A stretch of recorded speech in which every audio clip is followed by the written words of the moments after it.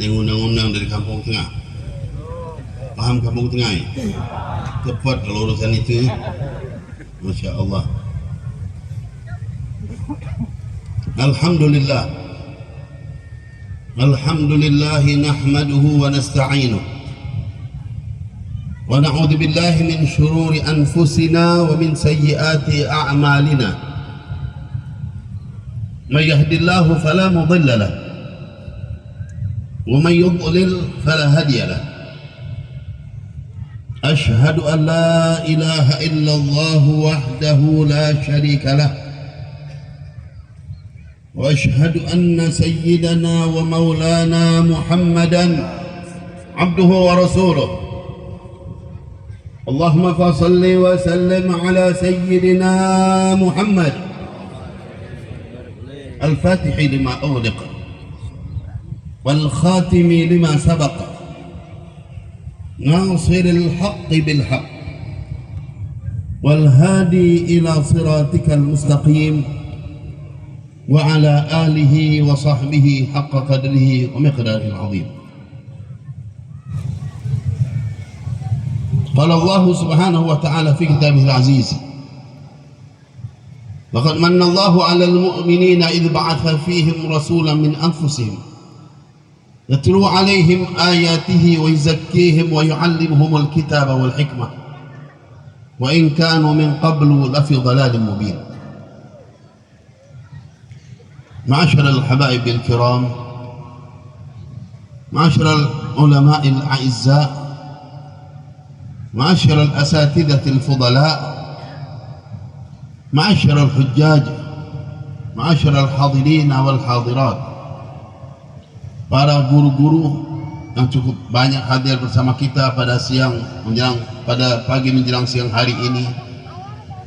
Semoga Allah SWT selalu lindungi dan berkahi mereka semua.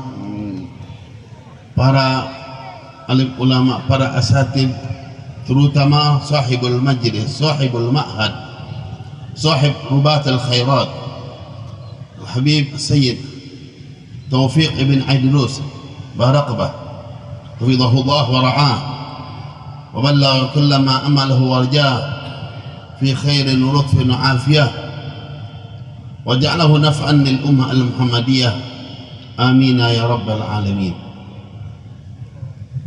Alhamdulillah, saat ini tempat ini menjadi ceria. Dan ceria kitanya apa tempatnya? Kedua-duanya. Tempatnya ceria apa tidak? Ceria. Apa kitanya? Kita yang duduk di sini senang, insya Allah. Tempat ini pun menjadi istimewa. Baitun yuqra'u fihi al-Quran tatara'a di malaikatis sama' kama tatara'an nujum li ahli al-ard. Tempat yang dibaca Al-Quran, rumah tempat apa saja yang dibaca Al-Quran, tampak pada para malaikat yang di langit terang, bercahaya, seperti tampak bagi penghuni bumi bintang gemintang yang banyak di malam hari. Tempat ini kan tadinya mungkin hutan, kebun sawit, gak ada yang tinggal di sini. Kira-kira yang tinggal di sini sebelumnya apa kira-kira? Udah, kalau ente sudah kenal, jelaskan sendiri masing-masing. Tapi tempat ini menjadi berubah. Tempat yang insya Allah berkat usahanya Habib Taufik dan semua yang andil, berubah menjadi tempat yang istimewa. Raudhatun min riyadil jannah, salah satu taman sorga. Alhamdulillah. Masyarul hadirin wal hadirat rahimakumullah. Ada sebuah cerita dari Syekh Muhammad Hisham Al-Burhani, seseorang min ulama Dimashq, Syria. Syekh Muhammad Hisham Burhani, beliau menceritakan kepada kita sebuah cerita yang beliau riwayatkan dari kakeknya, bahkan dari kakek-kakeknya lagi. yang keenam atau yang ketujuh, yaitu Syekh Muhammad Said Al-Burhani. Cerita apa kan yang beliau bawakan kepada kita? Beliau bercerita tentang seseorang yang dinamakan dengan Syekh Abdurrahman Al-Haffar. Ini cerita orang di Syria sana. Tahu tak Syria? Di Damaskus, satu negeri di Arab sana. Ini Syekh Abdurrahman Al-Haffar. Haffar itu tukang gali. Maksudnya Abdurrahman Al-Haffar ini tukang gali kubur. Kerjanya gali kubur. Kalau ada pesanan, dapat order. Gali kubur. Itu di Damaskus, di Syria. Masyarul hadirin rahimakumullah. Syekh Abdurrahman ini suatu waktu dipesan oleh seseorang ibu. Ada ibu-ibu datang pada beliau minta tolong galikan kubur. Memang itu kerja dia. Dan seketika beliau lakukan. Pada waktunya, singkat cerita, datanglah jenazah, mayit datang, dibawa ke tempat tersebut. Lalu beliau sebagai penggali dan ikut juga berkecimpung ngurus jenazah sampai masuk juga ke dalam kuburan. Itu biasa beliau lakukan juga. Beliau terima sang jenazah ini, beliau ikut bantu, beliau masukkan. Subhanallah, ketika sang jenazah masuk, tiba-tiba beliau mendapatkan suasana yang luar biasa. Datang cahaya yang terang benderang. Akan-akan beliau sudah berada di alam yang lain lagi. Datang dua malaikat dengan kudanya. Tiba-tiba sang malaikat datang dengan cahaya yang terang benderang menyambut sang jenazah ini. Sang jenazah disambut oleh malaikat, dibawa jenazah ini. Di saat itu Syekh Abdurrahman Al-Haffar tidak mampu melihat keadaan sehingga dia terjatuh pingsan. Jatuh pingsan dia. Urusan tadi cuma urusan jenazah, sekarang ada dua urusan jadi ya. Ngurusi jenazah, ngurusi orang jatuh pingsan lagi ya. Jenazah dilanjutkan, yang pingsan dibawa ke atas, diangkat sehingga selesailah urusan jenazah. Akhirnya Syekh Abdurrahman ini sadar. Waktu dia sadar, langsung dia cari ibu yang pesan untuk penggalian kubur. Dinyatakan ibu itu juga hadir tapi dari kejauhan, dia tidak mendekat dengan kuburan, dia ikut jenazah dari jauh. Syekh Abdurrahman sudah tahu itu. Waktu dia sadar, dia cari ibu itu sudah pulang. Dia tidak dapatkan ibu tersebut. Berjalan waktu beberapa bulan, tiba-tiba ibu itu datang lagi, pesan satu kubur lagi. Nah, ini urusan kuburan terus Pak ya. Nah, dia pesan minta digalikan lagi satu kubur.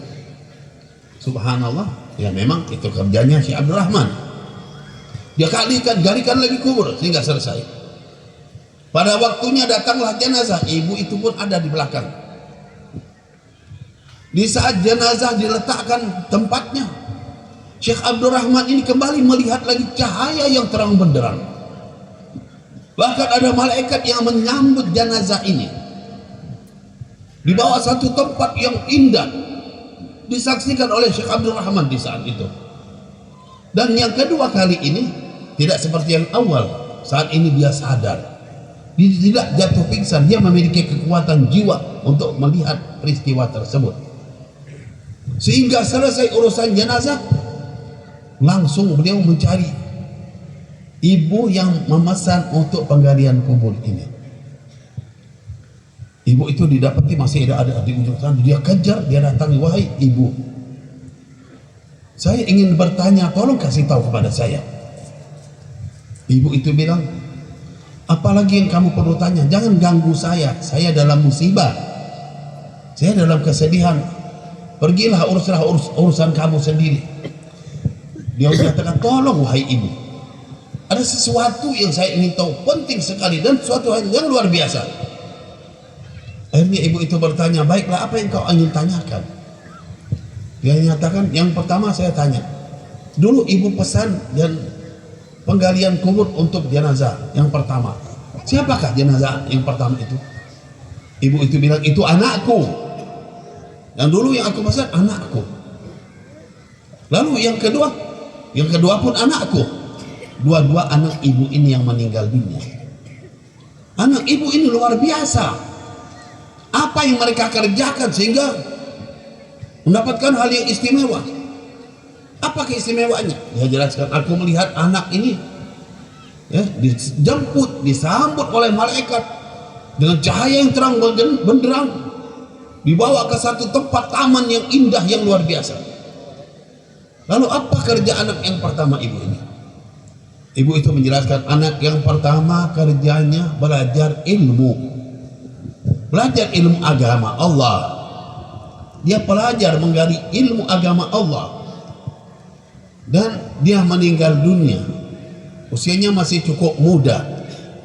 Dia mendapatkan istimewaan karena dia meninggal dalam menuntut ilmu agama Allah, disambut oleh malaikat, diberikan atau dibawa ke satu tempat yang indah di taman sorga yang disaksikan oleh Syekh Abdul Rahman ini dengan segala keindahannya yang membuat beliau tidak mampu dan tinggal jatuh pingsan. Lalu bagaimana dengan yang kedua? Kedua itu adalah kakaknya, kakak daripada yang pertama. Apa kerja yang kedua? Yang kedua, dia tukang kayu. Kepandaian dia bikin macam-macam peralatan-peralatan dari kayu. Tapi semua hasil yang dia dapati untuk membiayai adiknya belajar agama Allah. Dia membantu adiknya untuk belajar. Segala yang dia mampu dia bantukan untuk adiknya. Masya Allah. Dari situ dia mendapatkan keistimewaan. Masyarul hadirin rahimakumullah. Dua orang, yang satu belajar ilmu agama dapat keistimewaan. Yang kedua yang membantu belajar ilmu agama Allah juga istimewa dan dapat keistimewaan. Membuat Syekh Abdul Rahman Al-Haffar ini pada akhirnya beliau masuk ke tengah kota mencari orang alim, guru. Datanglah di saat itu beliau kepada seseorang alim yang berada di masa beliau itu, namanya Syekh Muhammad Sa'id Al-Burhani, seorang alim di masanya beliau. Dia datang kepada Syekh Muhammad Sa'id Al-Burhani, lalu beliau ucapkan salam, duduk di hadapannya. Beliau nyatakan, wahai Syekh, saat ini saya mau belajar. Kamu mau belajar apa? Ia mau belajar kitab-kitab, mau belajar. Syekh Sa'id bilang, kamu umurnya berapa? 50 lebih, hampir 60-an. Emang selama ini kemana aja kamu sekarang baru mau belajar? Kenapa tidak dari dulu belajar? Dulu ada kesempatan, kamu kemana? Dia jelaskan, saya ini penggali tanah, penggali kuburan. Dari dulu nggak ada gali kubur. Kehidupan saya dapat duit karena gali kuburan.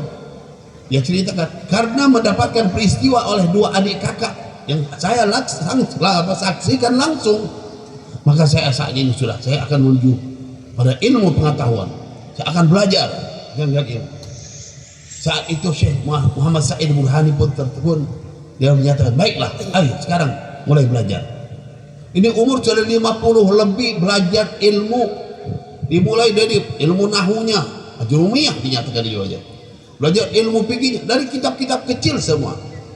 Syekh Abdul Rahman Al-Haffar belajar dari kitab-kitab kecil ke kitabnya sampai beliau menjadi muda tua. Di saat itu beliau menjadi min kibari ulama Damaskus.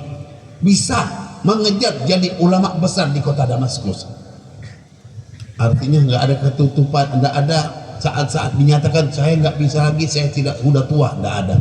Untuk ilmu agama setiap saat kita bisa belajar. Di samping itu setiap saat kita bisa membantu seperti tempat ini, masya Allah. Pengen beruntung, ada dua hal yang bisa kita kejar, baik yang laki maupun perempuan. Ini tempat yang istimewa, tempat yang dibentuk untuk pendidikan, tempat yang bakal dibentuk raudhah min riyadil jinan. Kita bisa mendapatkannya untuk andil sebagai orang-orang yang menggali ilmu, sama-sama saling mendukung di sini, dan juga andil untuk ikut dengan apa yang kita miliki. Semua ini bakal membawa keberuntungan. Kita dukung tempat ini ma'asyiral hadirin rahimakumullah dengan apa yang kita miliki. Inilah ilmu agama Allah. Nabi kita Muhammad sallallahu alaihi wasallam yang menyebarkannya, mengajarkannya ke sana kemari. Tapi beliau memang datang mendapatkan ilmu langsung dari Allah. Wa 'allamnahu min ladunna ilma wa 'allamaka ma lam takun ta'lam. Nabi kita Muhammad, beliau langsung mendapatkan pelajaran ilmu itu dari Allah. Semua yang beliau dapatkan dari Allah, lalu beliau ajarkan kepada kita. Istimewanya baginda Nabi kita Muhammad sallallahu alaihi wasallam, karena yang mengajarkan beliau itu Allah. Addabani Rabbi fa ahsana ta'dibi, dididik langsung oleh Allah, diberikan ilmu langsung oleh Allah. Maka beliaulah faqan nabiyyina fi khalqin wa fi khuluqin wa lam yudanuhu fi ilmin wala karami. Di atas segala nabi, di atas segala rasul, bahkan di atas segala makhluk. Faqan nabiyyin fi khalqin wa fi khuluqin, bentuk badannya, tubuhnya beda, akhlak budi pekertinya istimewa, ilmu pengetahuannya di atas segala yang diberikan oleh Allah dari semua makhluk yang ada. Beliau mencapai ilmu yang sangat luar biasa yang tidak mungkin bisa digambarkan oleh siapapun melainkan Allah yang memberikannya. Masyarul hadirin rahimakumullah, untuk tubuh beliau yang Allah bedakan dari semua, istimewa, indah, cakapnya. Apapun yang ada pada pribadi Nabi sallallahu alaihi wasallam berbeda dari semua yang ada pada makhluk. Nabi Allah Yusuf alaihissalam yang begitu indah, begitu cakapnya, begitu baiknya, membuat para ibu-ibu ketika diserahkan pisau dan buah untuk dipotong, tiba-tiba Nabi Allah Yusuf melintas, mereka terkagum-kagum melihat indahnya, gantengnya, bagusnya, cakapnya Nabi Allah Yusuf alaihissalam. Membuat mereka bukan lagi buah yang dipotong, tangan berjalan terus dengan pisaunya, rupanya tangan yang satu menjadi sasaran untuk dipotong. Semuanya terjadi kenapa? Terkagum-kagum ketika melihat indahnya wajah Nabi Allah Yusuf alaihissalam. Ma hadza basyara in hadza illa malakun karim. Ini bukan manusia, ini malaikat. Sampai terkagum-kagum indahnya wajah Nabi Allah Yusuf alaihissalam membuat mereka bingung. Ini bukan lagi manusia, ini malaikat. Bayangkan bagaimana gantengnya Nabi Allah Yusuf alaihissalam. Tapi Nabi Allah Yusuf alaihissalam, ketika Rasulullah SAW menceritakan tentang Nabi Allah Yusuf, bagaimana indahnya beliau. U'tiya syatrul hasan. Nabi Allah Yusuf itu dapat separuh kegantengan, keindahan baginda Nabi Muhammad SAW. Gimana baginda Nabi kita Muhammad SAW? Gimana indahnya beliau? Gimana cakapnya beliau? Gimana luar biasanya beliau? Hidungnya, ketika sahabat melihat hidungnya Nabi SAW, semua punya hidung. Ya, ada yang bagus hidungnya, ada yang biasa-biasa, ada yang rata-rata, bahkan ada juga yang di bawah. Tapi Nabi SAW dikala itu ada sahabat-sahabat yang ganteng, yang cakap semuanya. Tapi waktu dilihat mulai hidungnya pun sudah beda dari semuanya. Sampai mereka melihat hidungnya alifil alfi, diumpamakan dengan macam-macam umpama. Kenapa? Karena memang beda dari semua yang ada. Allahumma salli wa sallim. Dilihat mulutnya juga beda. Dilihat matanya berbeda, pipinya, semua anggota tubuhnya beda. Nabi Muhammad sallallahu alaihi wasallam, beliaulah al-insanul kamil, manusia yang sempurna. Tubuh beliau beda, bentuknya beda. Beliau selalu mengeluarkan aroma yang wangi yang luar biasa. Nabi Muhammad nggak perlu pakai minyak wangi, karena tubuh beliau wangi. Apapun yang ada pada diri beliau semuanya wangi.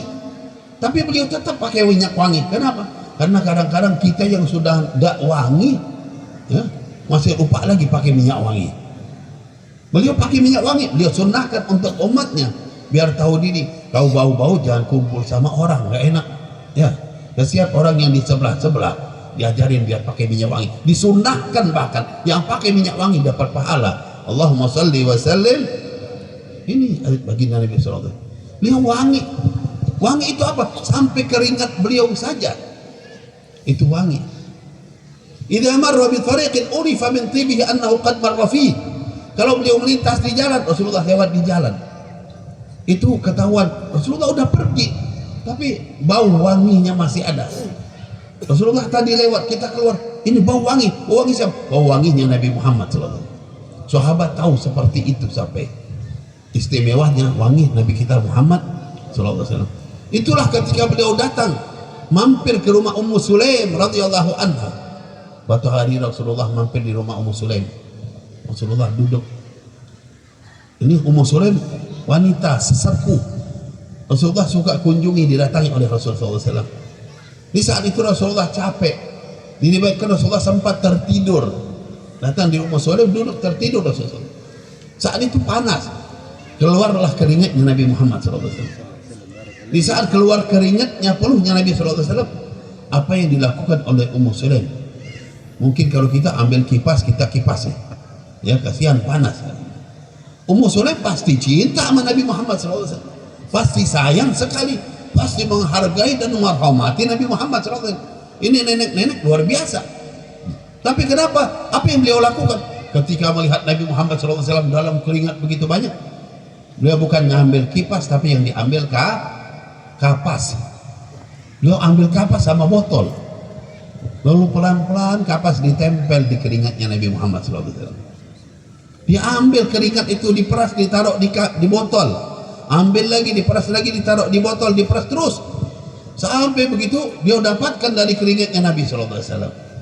Kenapa? Keringat ini baunya luar biasa, wangi yang tidak ada tara bandingnya. Inilah bagian dari tubuhnya Nabi kita Muhammad SAW. Al-bayyinatu rasulun minallah. Kalau dinyatakan para nabi-nabi, para rasul itu punya mukjizat, yang mukjizat mereka itu rata-rata tidak menyatu dengan diri mereka. Tapi Nabi kita Muhammad SAW, beliau memiliki mukjizat yang tidak menyatu dengan diri beliau. Bahkan pribadi diri beliau itu sendiri adalah bagian daripada mukjizat.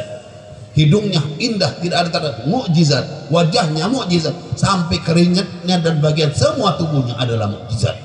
Allahumma shalli wa sallim. Masyarul hadirin rahimakumullah, itulah keringat disimpan. Ummu Sulaim pernah ditanyakan untuk apa? Untuk perkawinan. Cuma dikasih sedikit, itu sudah mencukupi untuk yang banyak. Masyarul hadirin rahimakumullah. Demikian juga beliau apabila berludah, air ludahnya beda sama kita semua. Kalau air ludah kita yang nggak usah dibayangin. Kalau Rasul SAW berludah, sahabat itu rebutan untuk mendapatkan bagian dari ludahnya. Kenapa? Wanginya luar biasa, aromanya sangat istimewa. Direbut, kalau mereka dapat sedikit saja, diusap-usap ke tubuhnya. Bahkan kalau ada yang dapat, dia ambil lagi dari tangan yang dapatkan, diusap, dia ambil lagi untuk ke tubuhnya. Air ludahnya baginda Nabi kita Muhammad. Rasulullah SAW pernah melintas di satu daerah di pinggir kota Mekah, satu tempat dekat dengan Wadi Fatimah namanya. Sampai sekarang dikenal di situ ada Bir Tafrah, sumur yang pernah diludahi oleh Nabi SAW. Kenapa sumur itu diludahi? Rasul pernah melintas dengan beberapa orang sahabat di tempat tersebut. Dikala itu mereka memerlukan air. Subhanallah, ada sumur tapi airnya tidak bisa dimanfaatkan karena rasanya tidak bisa dimanfaatkan, tidak bisa diretelan, nggak enak rasanya sama sekali. Akhirnya Rasulullah SAW datang ke sumur itu, bilang ludahi sumur itu. Tercampur dengan sedikit air ludah Nabi Muhammad SAW. Tiba-tiba air sumur itu berubah menjadi enak dan bisa dijadikan untuk minuman, makanan dan segalanya, dimanfaatkan sampai sekarang ini dan sampai akhir kiamat. Air itu tetap enak. Dan alhamdulillah kita dulu waktu di Mekah seringkali bahkan nginap terkadang di tempat di depan sumur itu dengan mahguru kita Sayyidul Imam Al-Walid Abu Ya Muhammad bin Ali Al-Malik Al-Hasani rahimahullah. Kita bikin masakan, minum, makan malam dan segala, ambil dengan air sumur tersebut. Air sumur yang dulu air itu tidak bisa dimanfaatkan sama sekali, berubah setelah tercampur air ludah Nabi SAW. Sampai berapa abad air itu tetap enak dan bisa dimanfaatkan. Kenapa? Tercampur dengan air ludah baginda Nabi kita Muhammad sallallahu sallu ala Nabi. Masyarul hadirin rahimakumullah. Inilah beliau beda, rambut beliau juga beda. Biar kita perlu kenal siapakah baginda Nabi kita Muhammad sallallahu. Rambutnya Rasulullah SAW pernah suatu saat memotong rambutnya disuruh bagi-bagi. diambil oleh para sahabat, rebutan sahabat untuk mendapatkan bagian. Tapi alhamdulillah yang namanya rambut itu sampai sekarang pun masih ada dan cukup banyak tersebar di dunia ini, bagian daripada rambut Nabi Muhammad SAW. Kenapa? Rambut ini sangat istimewa dan beda dengan rambut yang ada dari rambut siapapun. Rambut itu setelah dipotong, namun rambut itu tetap hidup, tetap tumbuh dia dan memanjang. Rambut itu bisa bergerak-gerak. Saya berbicara karena saya menyaksikan berkali-kali di beberapa tempat, beberapa orang yang punya. Saya melihat, pernah di Madinah, pernah di Abu Dhabi, bahkan di Indonesia pun saya pernah beberapa tempat, ya. Saya melihat rambut itu. Ketika rambut itu dibacakan qasidah, sholawat, tiba-tiba dia bergerak ke kanan ke kiri, bahkan di antara rambut itu bergetar dengan cepat. Kadang-kadang rambut itu cukup panjang, dia naik tinggi. Rambut itu terbaring gitu. Tiba-tiba dibacaan sholawat, dia naik ke atas. Itu rambutnya siapa? Rambut itu masih hidup, rambutnya baginda Nabi kita Muhammad. Masyarul hadirin rahimakumullah. Ini semua menunjukkan kalau bagian-bagian daripada beliau itu saja istimewa ada dan bahkan masih hidup. Gimana dengan diri beliau, pribadi beliau? Wa'alamu anna fikum Rasulullah. Ketahui pada kalian itu ada Rasulullah. Rasulullah itu ada sama kita, ada sama kita. Merasakan kita Rasulullah itu ada. Dimanapun kita berada, di saat pun kita berada, Rasulullah ada. Karena itu kita dituntut oleh Allah, ketahuilah, kenalilah, pahamilah pada kalian itu ada Rasulullah. Jangan dibayangkan Rasulullah di kota Madinah, Rasulullah berada di alam barzakh, Rasulullah berada jauh dari kita, Rasulullah dekat. Kita dituntut setiap hari mesti ada kontak sama Nabi kita Muhammad. Wajib apa tidak kita hubungan sama Nabi Muhammad? Wajib apa tidak? Hubungan langsung atau pakai perantara? Hubungan langsung sama Nabi Muhammad. Setiap hari wajib ngucapin salam sama beliau. Minimal wajibnya itu 5 kali. Wajib. Ditambah dengan sunnahnya 4. Di saat kita sholat menyatakan Assalamu alayka ayyuhan nabiyyu wa rahmatullahi wa barakatuh. Salam pada engkau. Pada engkau baginda Nabi kita Muhammad. Engkau yang berada bersama kami, engkau yang tidak pernah jauh dari kami, engkau yang sangat peduli pada kami. Ini baginda Nabi kita Muhammad SAW. Salam pada engkau, bukan pada beliau yang jauh berada di sana.